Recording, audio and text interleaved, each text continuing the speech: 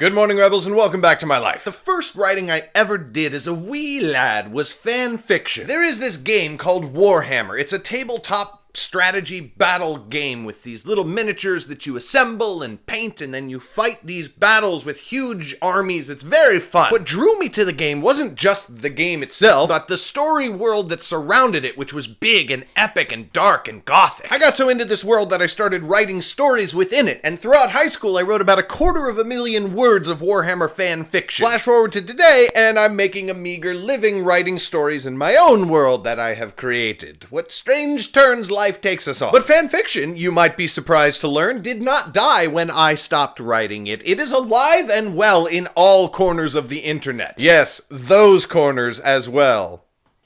But interestingly enough, in recent years there has been a new type of fan fiction emerging, something so epic and next level that you almost don't want to just call it fan fiction. Take, for example, the James Potter book series. Never heard of it? It's a series of books about James Potter, the son of Harry Potter. It's available as a free ebook series on Goodreads.com, and it consistently sits near the top of the list of the most downloaded ebooks on Goodreads ever. How about The Hunt for Gollum? You never heard of that either? That's a 40-minute long free fan film about Aragorn and Gandalf's hunt for Gollum before the events of the Lord of the Rings movies. It has more than 11 million views, and while it's not up to the quality of the Lord of the Rings or even the Hobbit movies, it's pretty frickin' legit. One upcoming fan project I'm super excited about is Star Trek Axanar, a film set in the Star Trek universe and starring a bunch of really big actors, like people you've definitely seen around a lot. My friend Matt Hunt is a producer on the project, and he took me to the Kamikaze booth and introduced me to all the people involved with the project. BT Dub, meeting Richard Hatch, oh my god,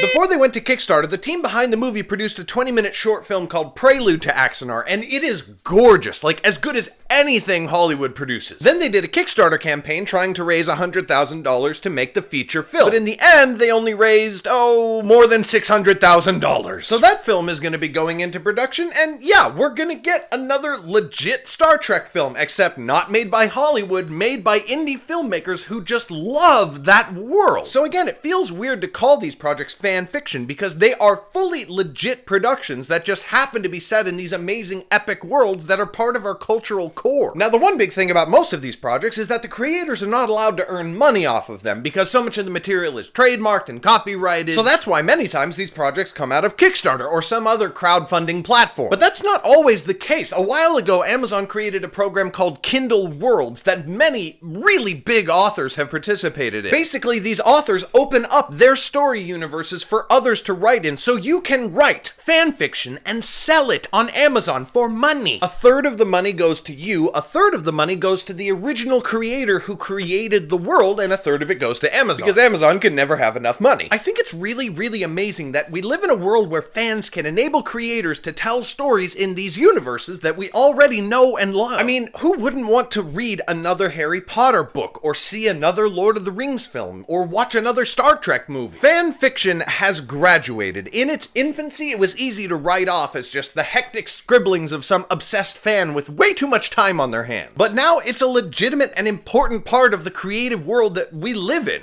And I just think that's awesome. Maybe I should start writing more of those Warhammer stories. Thanks so much for watching, Rebels. Tomorrow, there's a very big announcement, and I hope you will stay tuned for that and subscribe to the channel if you haven't already. I will see you tomorrow. Maybe. Bye!